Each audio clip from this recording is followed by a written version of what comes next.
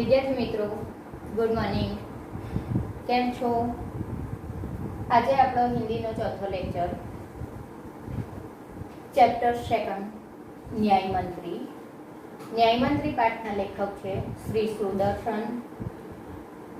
उनका मूल नाम है बद्रीनाथ शर्मा। जन्म सन 1896। अहीं प्रिंटिंग मिस्टेक है। तमारी टेक्स्ट बुक में एमना जन्म नी ईस्वीसन खोटी छपायेली है, तो ये सुधारी लेजो। जन्म ईस्वीसन 1896, निधन ईस्वीसन 1968। यह न्याय मंत्री गद्य है। इस गद्य का प्रकार है कहानी। कहानी प्रेरक कहानी है। आज की नई पीढ़ी के लिए न्याय मंत्री कहानी न्याय तंत्र की जिम्मेदारी का महत्व समझाती है। सुदर्शन जी का परिचय।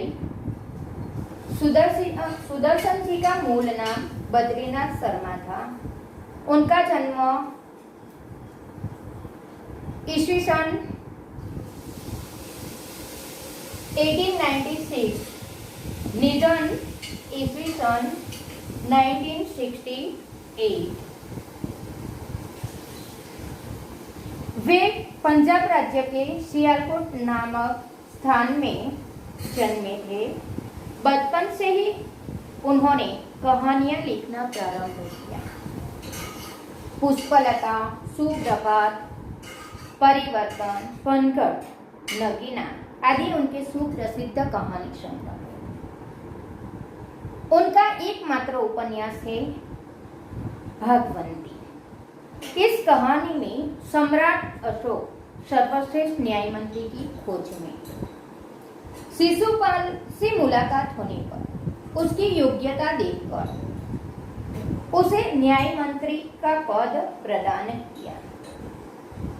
न्याय न राजा देखता है न रंग, सभी के लिए न्याय एक समान होता है।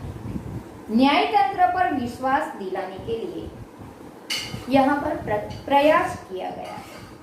नई पीढ़ी के लिए इस प्रेरणा कहानी द्वारा न्यायतंत्र की जिम्मेदारी का भी महत्व समझाया गया है।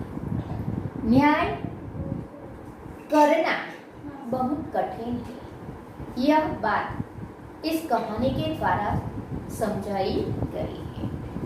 सम्राट अशोक सही न्याय मंत्री की खोज में नगर में घूम रहे थे। उन्होंने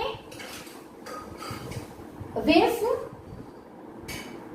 बदलकर न्याय मंत्री की खोज के लिए अपने नगर में गए।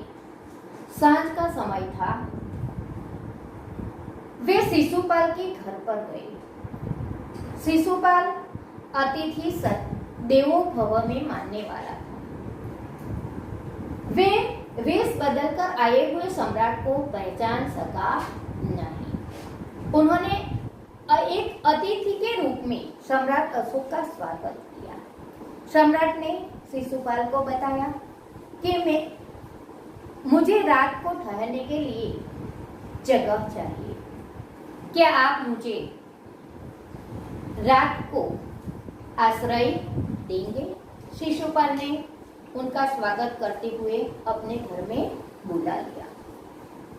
भोजन के बाद सम्राट अशोक और शिशुपाल कई समय तक बातचीत करते रहे। बातचीत के दौरान शिशुपाल ने बताया कि आजकल नगर में अव्यवस्था फैल रही है, सही तरह से न्याय नहीं हो रहा।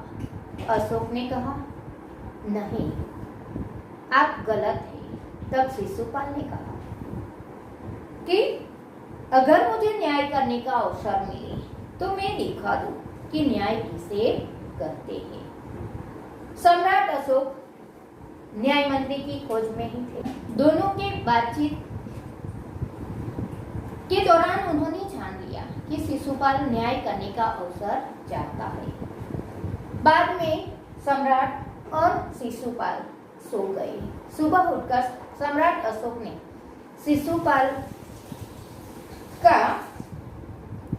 शिशुपाल को धन्यवाद देकर चले गए।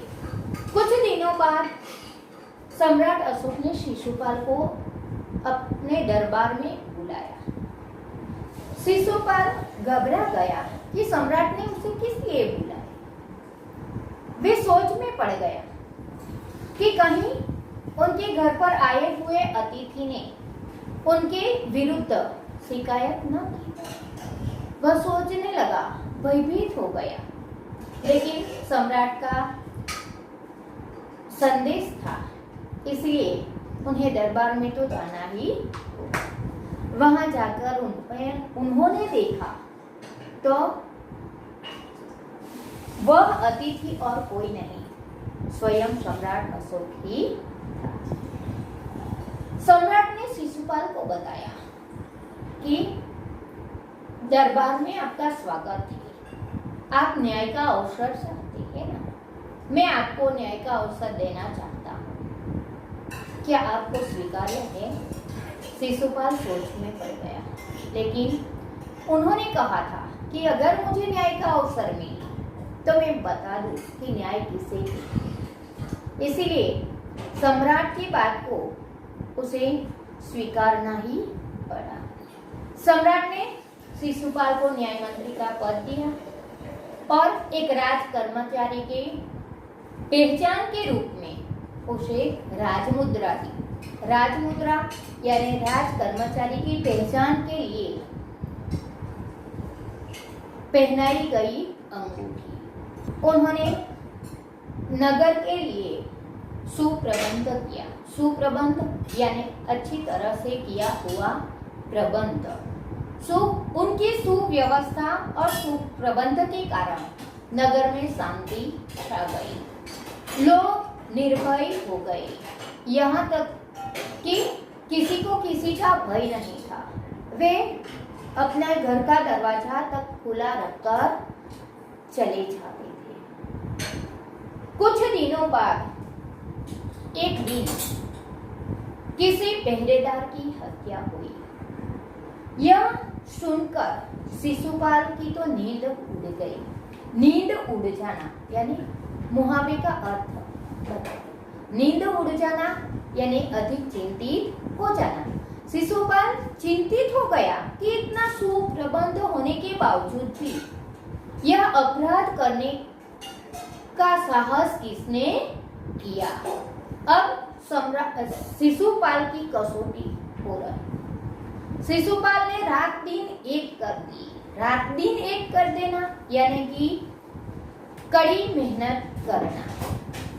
उन्होंने किस लिए कड़ी मेहनत की कि हत्यारे को ढूंढने के लिए उन्होंने रात दिन एक कर दिया।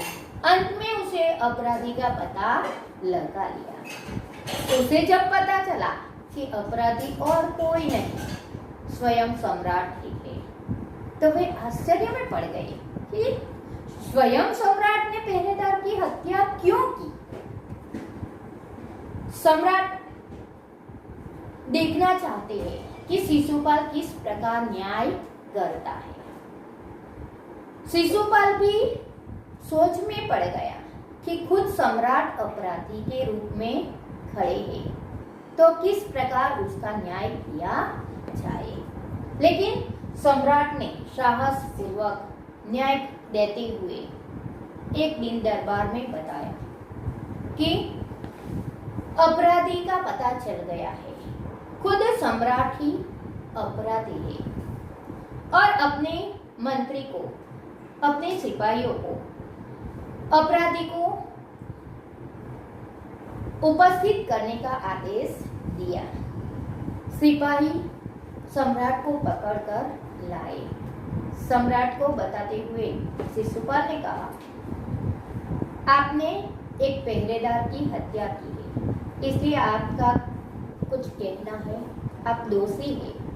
दोष शब्दों विरोधी પણ પૂછાય છે। दोष શબ્દનો વિરોધી निर्दोष।